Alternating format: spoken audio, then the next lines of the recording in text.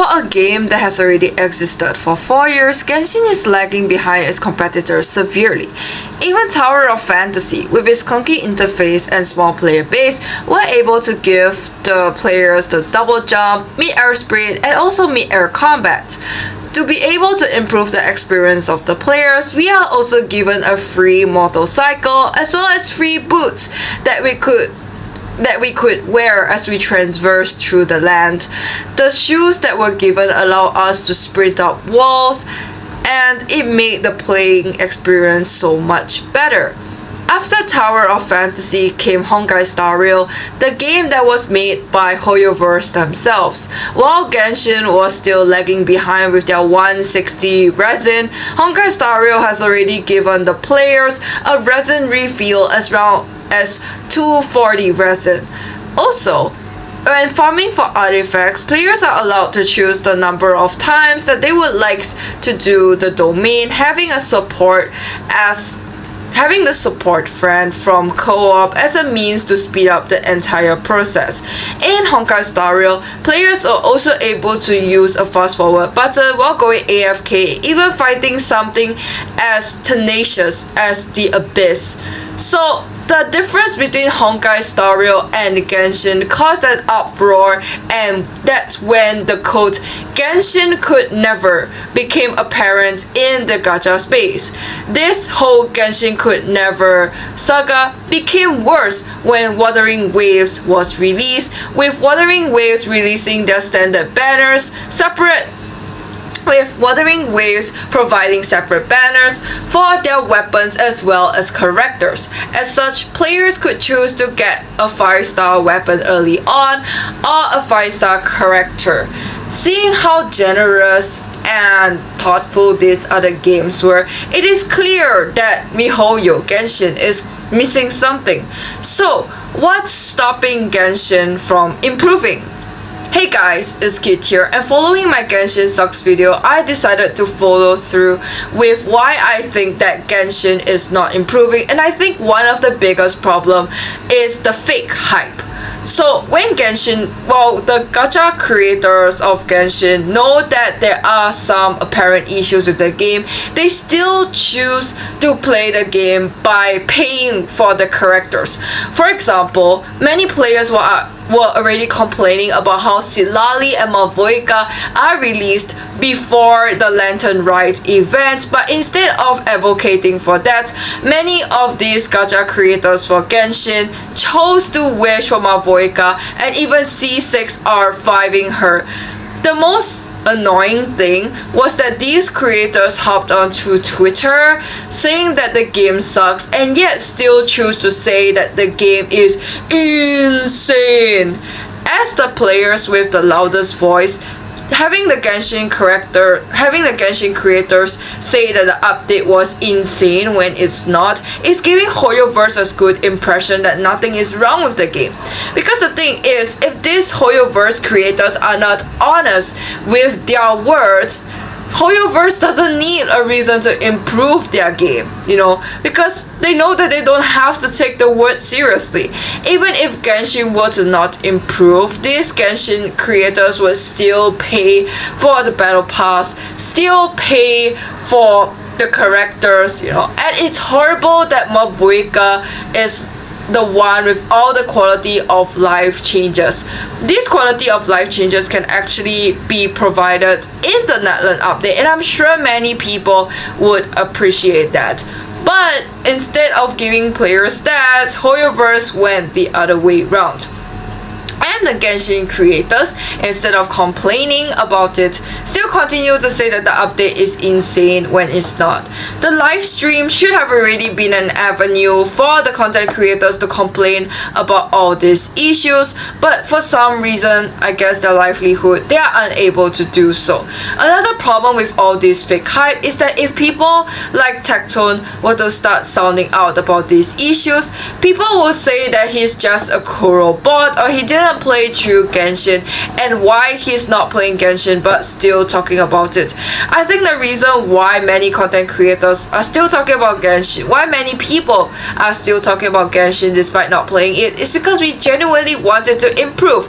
But with the fake hype going around that each update is insane when nothing substantial has been added to the game, it's just giving Hoyoverse another reason not to make the game any better. And also, following the fact that fake hype is around, I do think that Hoyoverse is greedy, and that's why the game is not improving. If Hoyoverse were to give this quality of life changes for free, players wouldn't have a reason to wish for Mavuika. Many players were complaining about how Mavuika doesn't look like she's from Natlan or from Teva, so in order to make players feel forced to wish for her despite her having the quality of life, despite her not having the appearance of the Pyro Archon, they would wish it just so that they will be able to experience the game better. It is very clear from the live 5.3 live stream that the whole Mavuika and Citlali is just a means for marketing. For example, we can see from the live stream that Mavuika was able to sprint through the air with her motorcycle, as well as riding through the waters with her motorcycle.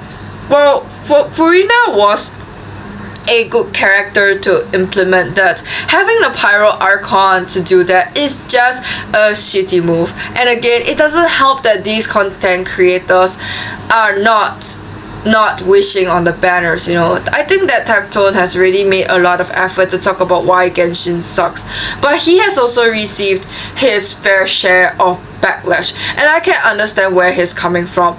Honestly, I find it really sad that Genshin is 4 years old and still failed to give Traveler his free skin after completing a region. You know, like maybe if we clear a certain number of story quests, we will be able to get an outfit from the region. Tower of Fantasy on release already allows us to customize our characters, and while people say that I am nitpicky saying this, I do think that the outdated looks of the characters from Mondstadt, Liyue, and Inazuma is really turning players off, especially when you see how Wuthering Waves Honkai Star Rail are coming up with characters that look more and more updated by each patch, while quickly releasing new skins for their character. Genshin didn't give Xiangling a skin until 5.3 Lantern Rite, and she has existed since the beginning of the game. I do think that that's very, very slow of MiHoYo. Even Mobile Legends released a skin for the characters on release. Tower of Fantasy does the same thing. They do give out new skins during the summer event and stuff like that. But almost every single character in Tower of Fantasy now has their own skin. But if we were to take a look at Genshin, half of the characters are going without skins, and the devs are so lazy that they don't even bother to give characters a new outfit until they have released a new skin. For example, during the film event in Fontaine, they didn't even bother giving Yoimiya, Hu Tao a new look such that they belong to Fontaine. They don't even have a session where they made those characters wear the skin and then announce that it will be released later on. I think that Genshin lagging behind is a problem because snezhnaya is coming, and yet we still don't have a double sprint. We still don't have a wall climber, and running still requires stamina, and sprinting still requires stamina. I think it's ridiculous, and I really hope that Genshin will improve their game. Last but not least, I also like to say that the reason why Genshin is not improving is because the game is almost coming to an end, with snezhnaya probably being 4 to 5 months away. And since Natlan has been a huge letdown, I don't think that players would actually want to play Genshin anymore. As such, I would like to make a video depicting what would make players come back again and what Genshin updates would break the game. that's all I have for you today, and I hope you enjoyed the video. Do let me know how you feel about all these, and let me know if I've missed anything. And yes, I am playing Zenless Zone Zero. I love Zenless Zone Zero so far. I managed to get the new 5-star Hakumasa. I love him so much. But I'll be talking about why I love Zenless Zone Zero, and I will see you all the next time. Bye bye.